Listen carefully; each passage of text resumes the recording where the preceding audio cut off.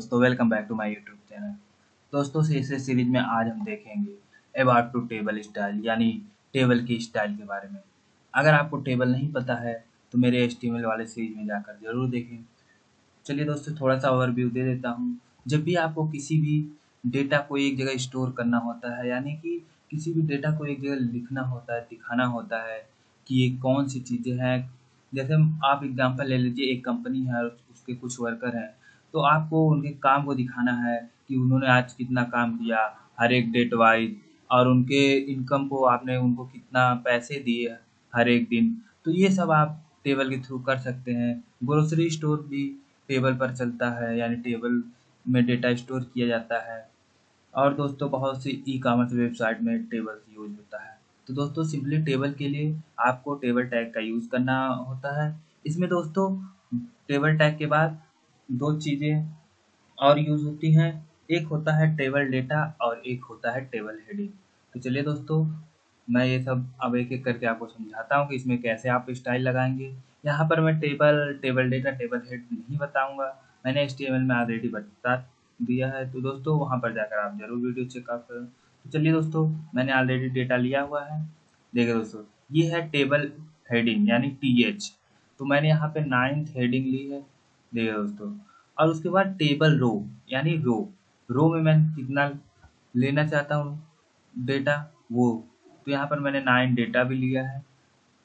उसके बाद दोस्तों चलिए इसका आउटपुट देखते हैं क्या आया है।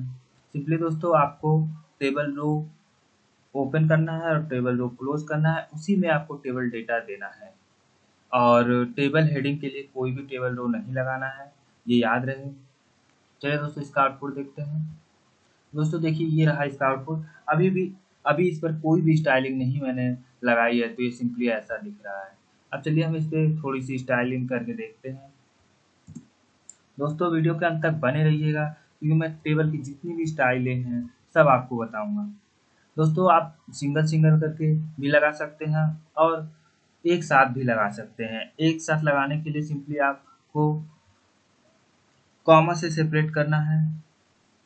तो यहाँ पर टेबल पे भी मैं सेम स्टाइल लगाऊंगा और टेबल डेटा पे भी और टेबल हेडिंग पे भी। दोस्तों, मैंने इसलिए इसे अलग अलग नहीं लिया क्योंकि मुझे सब पे बॉर्डर लगाना है। ये आप अलग अलग भी सेपरेट करके देख सकते हैं। बॉर्डर में ले ले रहा हूँ 2 पिक्सल सॉलिड। देखिए दोस्तों, इतना करने के बाद ये ब्लैक कलर का बाय डिफ़ॉल्ट ले लेता है। अगर आपको कलर देना है तो सिंपली आप वहाँ पर मान लीजिए मुझे ग्रीन कलर देना है, तो मैं ग्रीन लिख दूँगा। आपको जो भी कलर पसंद है आप वो लिख सकते हैं।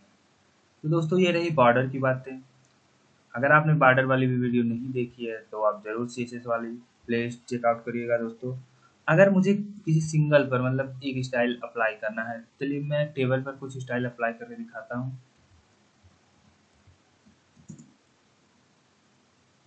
दोस्तों, टेबल पे मैं टेबल की विड्थ जो है वो 100% रखना चाहता हूँ।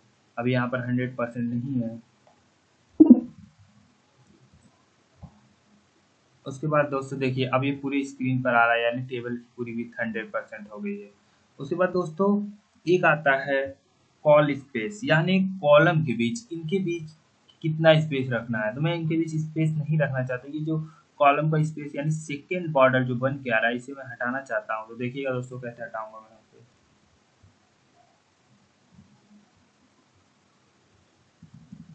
सॉरी दोस्तों, बॉर्डर कॉल, मैं बॉर्डर कॉल स्पेस यानी ये बॉर्डर हटाना चाहता हूँ, तो इसके लिए सिंपली मैं लिख दूंगा कॉल स्पेस। देखिए दोस्तों, ये बॉर्डर मतलब सेल के अंदर का बॉर्डर हट चुका है। जब भी आपको ऐसे करना रहेगा, आप सिंपली बॉर्डर कॉल स्पेस लिखेंगे और आपका बॉर्डर हट जाएगा। उसके बाद दोस्तों इसमें आगे बढ़ते हैं और नेक्स्ट प्रॉपर्टी आपको बताते हैं। दोस्तों, आप इसमें पैडिंग, मार्जिन वगैरह भी ऐड कर सकते हैं। कलर भी इसका दे सकते हैं। कलर वगैरह भी मैं आगे बताऊंगा आपको, लेकिन आप दोस्तों इसमें मार्जिन वगैरह भी ऐड कर सकते हैं।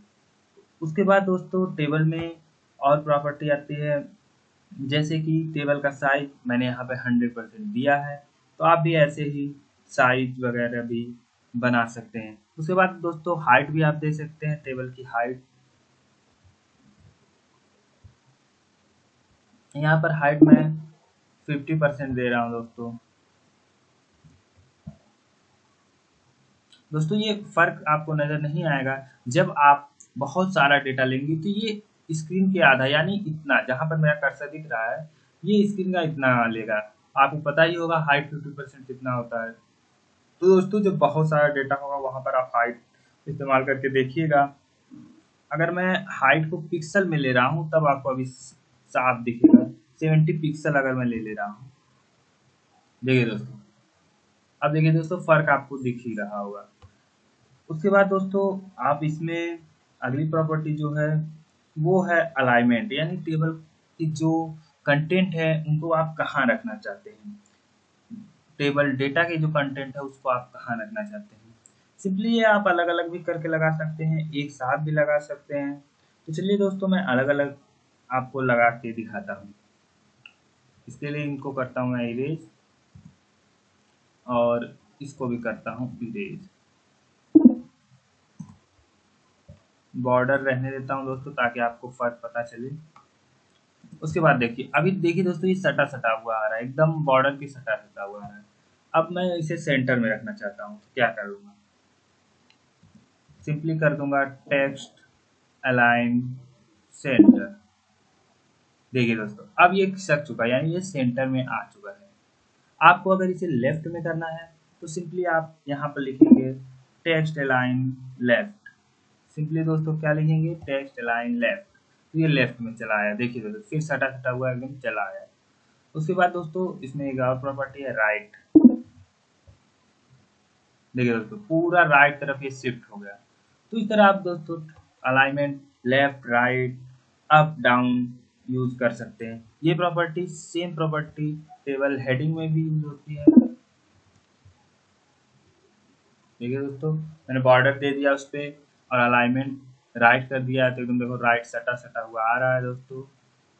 अब इसमें दोस्तों अगली प्रॉपर्टी जो होती है आपकी मार्जिन पैडिंग वाली होती है।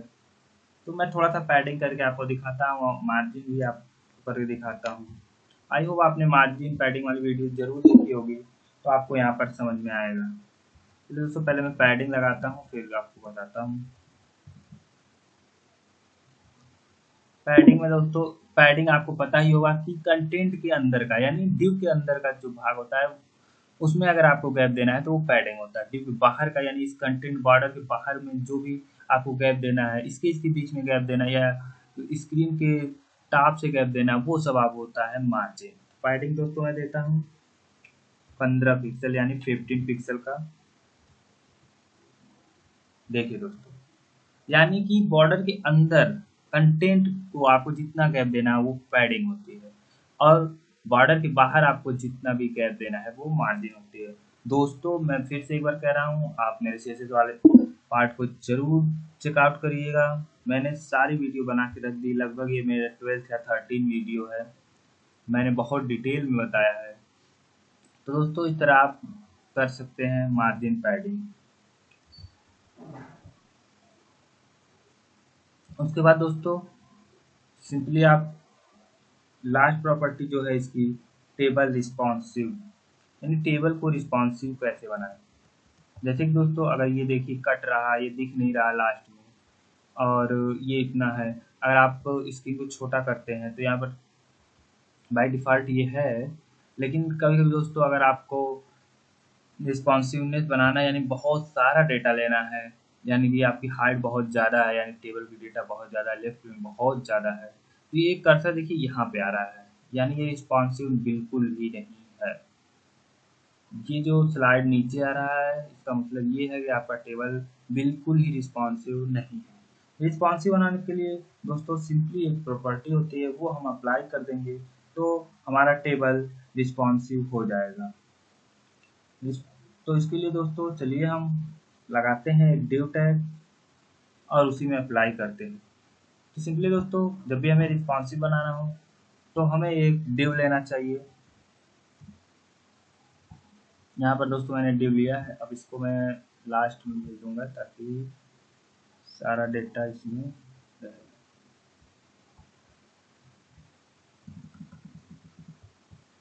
ओके दोस्तों, इतना करने के बाद आपको सिंपली डिव में जाना है।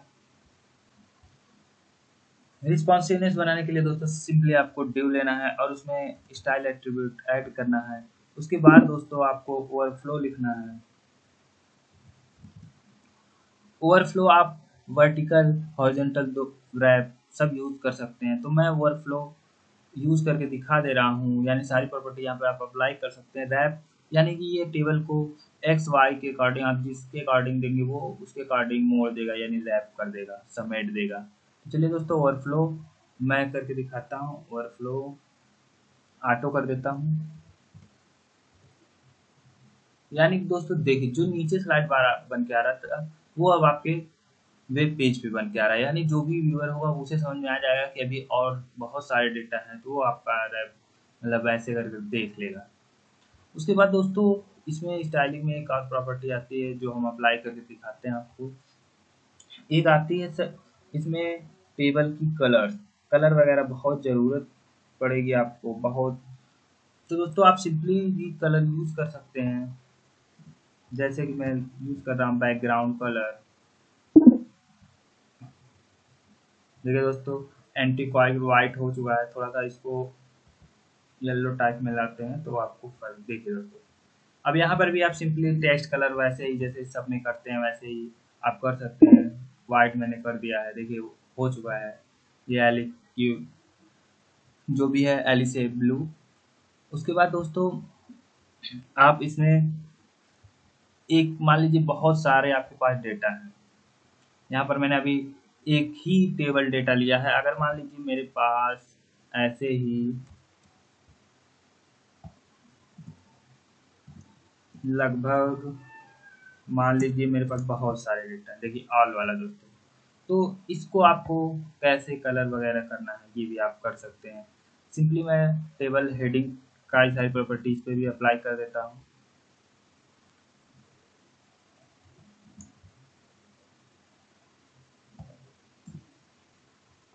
और टेबल हेड की जगह टेबल डेटा, यानी अब टेबल डेटा पे भी अप्लाई हो जाएगा।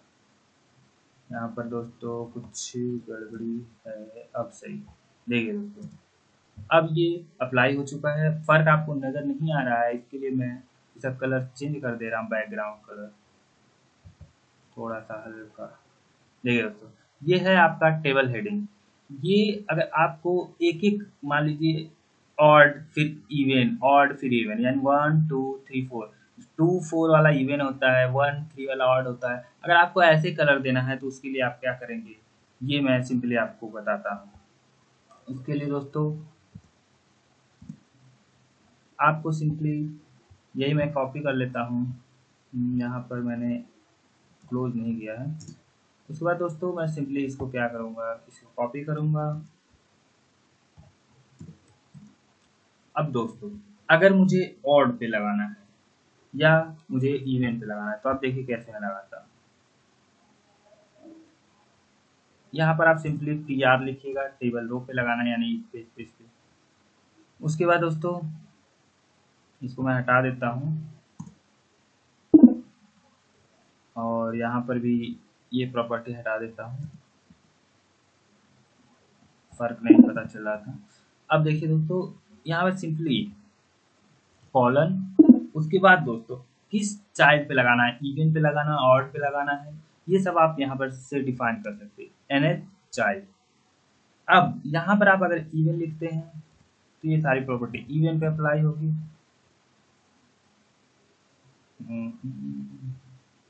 अब मैं बैकग्राउंड कलर लगा के दिखाता हूँ।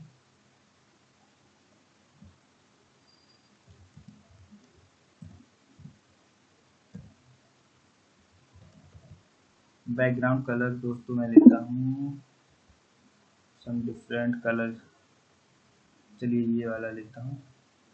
अब देखिए दोस्तों, इवन यहाँ पर मैंने लिखा है तो ये इवन वाले पे कलर आ रहा है, यानी ऑड वालों को छोड़ दे रहा है। अगर आपको ऐसा ही इफेक्टिव बनाना है तो आप ऐसे ही भी बना सकते हैं। अगर मुझे ऑड पे लेना है यानी कि देखो अब ये ऑड वाले पे आ चुका है दोस्तों। ये टेबल रो ये इसको भी फर्स्ट मान रहा है, इसको सेकंड मान रहा है, इसको थर्ड, इसको फोर्थ, इसको फाइव।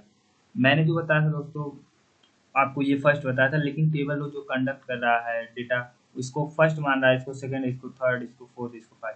तो दोस्तों ये ऐसे भी इवन आउट करके आप कलर दे सकते हैं, प्रॉपर्टी जितनी है सारी अप्लाई कर सकते हैं। अगर मान लीजिए टेबल जो इवन वाला है इसमें मैं पैडिंग सिर्फ 2 पिक्सल रखता हूँ, तो देखिए दोस्तों इसमें पैडिंग कम हो चुकी है। इस तरह दोस्तों आप सारी प्रॉपर्टी अप्लाई कर सकते हैं। आई होप दोस्तों आपको ये टेबल वाली वीडियो पसंद आई होगी। अगर आपको टेबल का बेसिक नहीं पता है तो आप मेरे एचटीएमएल वाले चैनल सॉरी दोस्तों एचटीएमएल वाले प्लेलिस्ट को जरूर चेकआउट करिएगा और मेरे चैनल को सब्सक्राइब कर दीजिएगा। मिलते हैं दोस्तों नई वीडियो में, तब तक के लिए नमस्कार।